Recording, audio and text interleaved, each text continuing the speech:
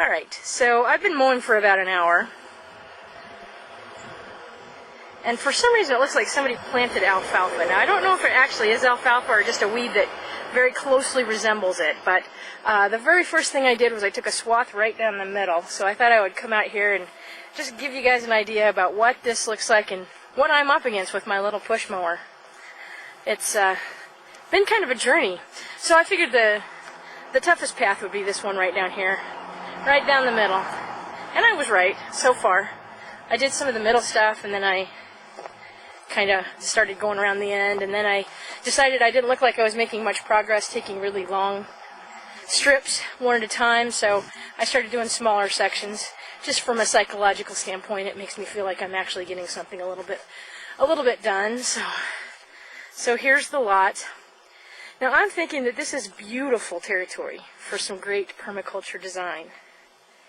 And I would really love to see some input from any permaculturists out there who might be interested in helping me out. I'm actually going to be finishing my permaculture design certification by October. I'm kind of impatient, which probably doesn't bode well for being a permaculturist, but I'm sort of eager to kind of get this land done something with.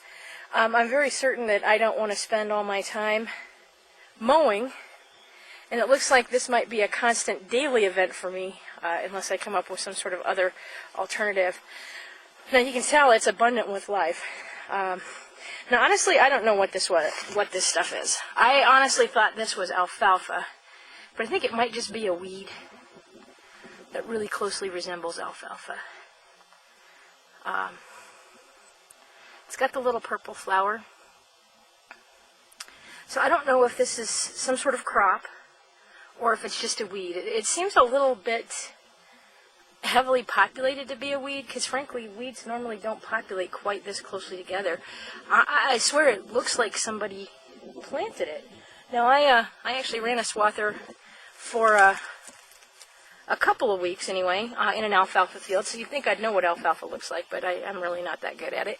So I honestly can tell you this really should be something that is cut with a swather.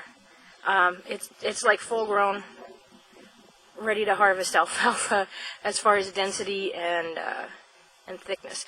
But I'm thinking about all this abundance. It certainly looks to me like this would be optimum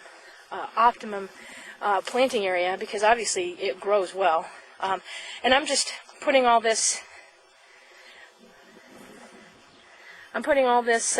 back into the ground. I'm not composting it off site or anything like that. I'm just going to let it lie where it is. But it's got a beautiful slope to it. It's got some hills. There's definitely some possibility for swaling here. There's a dip right there. I don't know if you can see that very well on the film or not.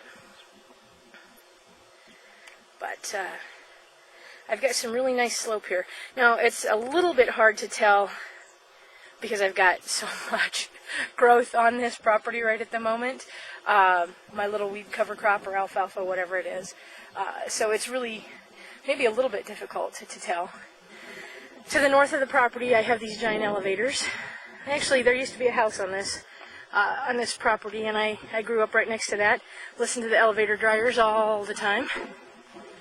And there's a house. Now, I'm actually on the first block of Venango. So once you get past mine, that next house over there is actually out of town. And right behind me, you can see I have a cornfield. They used to raise wheat here. I don't know when they started planting corn on this field. But that tree, that used to be a beautiful tree. I used to go out when I was a kid watching the sunrise.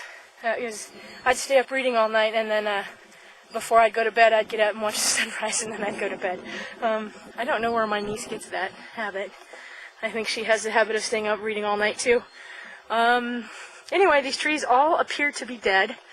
I don't know what kind of trees they are. My botany skills are incredibly lacking. But I believe every one of those trees is dead. So I'm thinking great for mulching, and I think there'd be a great opportunity with some of these trees to start some mushroom farming. And you can see I get some nice shade now.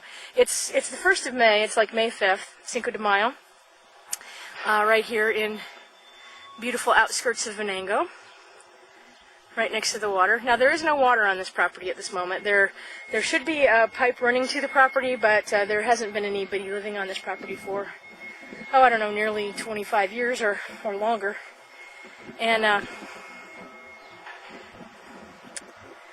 so using a water system that was based on just the rainfall would really be a nice project to build. Because there's a hill, there's actually a high point on this property right about here. I'm thinking that maybe that would be a good place for a cistern. Let's see what else. Over here on the north side also is the highway. Highway 23 runs right past here. And all that section on the lower portion is an easement from the the Nebraska. Sorry, I've lived in Colorado a long time. From the Nebraska Highway Department. So I don't know what my restrictions or limitations are there. Here's a little area of no plant growth right here where this giant ant patch is. So I mowed around it. Their forest is now gone. Although I guess when you're as small as an ant, the little foliage that's still left still probably seems forest-like. But their shade's going to be gone a little bit. So at least in May, this property gets some nice afternoon shade. It's about 5 o'clock. So obviously in the summer, this is going to be a little more intense. But anyway, there you have it. So if I've excited anybody to move to Nebraska and start helping me do some garden planting, give me a call. Thanks.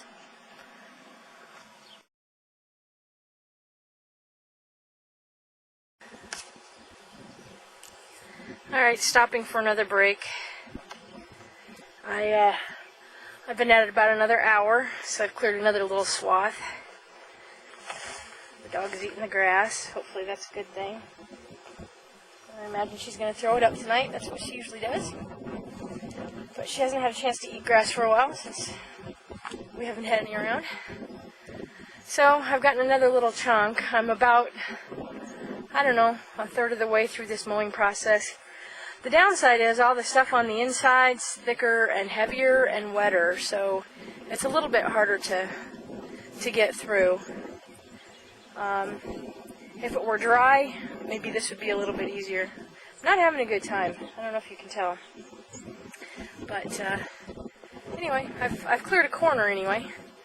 I have a few corners left to go, but it's getting there.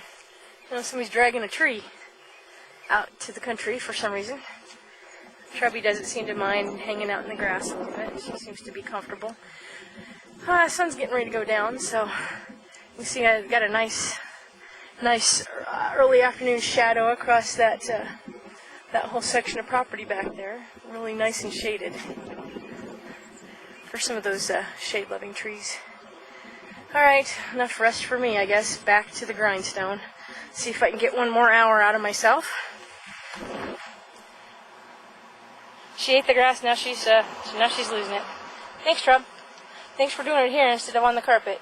I appreciate it. Good girl.